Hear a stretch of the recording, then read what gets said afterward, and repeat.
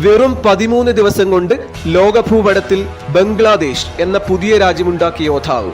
യുദ്ധത്തിന് പോകുന്നുണ്ടെങ്കിൽ അത് വിജയിക്കാൻ മാത്രമായിരിക്കണം എന്ന് അന്നത്തെ പ്രധാനമന്ത്രി ഇന്ദിരാഗാന്ധിയോട് പറഞ്ഞ പട്ടാളക്കാരുടെ പട്ടാളക്കാരൻ.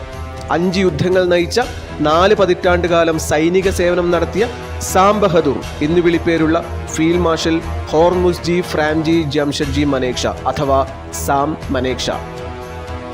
2ാം ലോക മഹായുദ്ധത്തിൽ സ്വന്തം കരളിനെയും വൃക്കയെയും ശ്വാസകോശത്തെയും തുളച്ചുകയറിയ വെടിയുണ്ടകളെ അതിജീവിച്ച ജേതാവാണ് സാം മനേക്ഷ.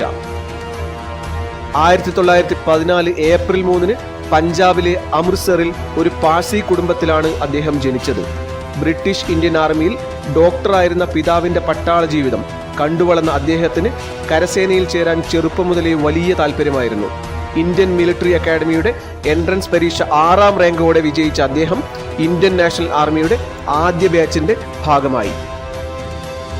40 വർഷത്തെ സൈനിക ജീവിതത്തിനിടയിൽ 5 യുദ്ധങ്ങളിൽ പങ്കെടുത്ത സാം പലപ്പോഴും മരണത്തെ തോൽപ്പിച്ച് യുദ്ധവൈദഗ്ധ്യം കാണിച്ച അസാധ്യ പോരാളിയായിരുന്നു. 2ാം ലോക മഹായുദ്ധം, 1948 കാശ്മീർ യുദ്ധം, 1962 ഇന്ത്യ ചൈന യുദ്ധം, 1965-71 ഇന്ത്യ പാക് യുദ്ധങ്ങൾ എന്നിവയിൽ അദ്ദേഹം പങ്കെടുത്തു. സ്വാതന്ത്ര്യാനന്തരം കാശ്മീരിനെ ഇന്ത്യൻ യൂണിയനിൽ ലയിപ്പിക്കുന്നതിൽ VP മേനോനോടൊപ്പം സന്ധി സംഭാഷണങ്ങളുടെ ഭാഗമായ സാം മനേക്ഷ 1973 വിരമിച്ചു. ഇന്ത്യൻ സേനയിലെ ഏറ്റവും ഉയർന്ന റാങ്കായ ഫീൽഡ് മാർഷൽ പദവി നേടുന്ന ആദ്യ സേനാനിയാണ് സാം മനേക്ഷ. ഇതിനുശേഷം ഈ റാങ്ക് നേടിയ ഒരേ ഒരാൾ ആദ്യ കരസേനാ മേധാവിയായിരുന്ന KM കരിയപ്പയാണ്. ഇന്ത്യൻ കരസേനയുടെ മറ്റൊരു മുഖമായിരുന്നു സാം മനേക്ഷ. തന്ത്രശാലിയായ സൈന്യാധിപൻ, ധീരനായ പോരാളി എന്നൊക്കെ വിശേഷണങ്ങളുള്ള അദ്ദേഹം യഥാർത്ഥത്തിൽ ഒരു ചരിത്ര പുരുഷൻ തന്നെയാണ്.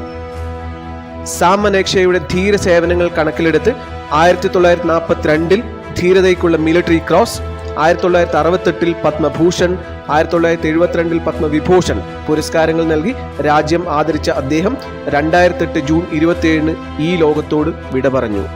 കൂടുതൽ അറിവുകൾക്കായി ഞങ്ങളുടെ ചാനൽ സബ്സ്ക്രൈബ് ചെയ്യൂ, ഷെയർ ചെയ്യൂ.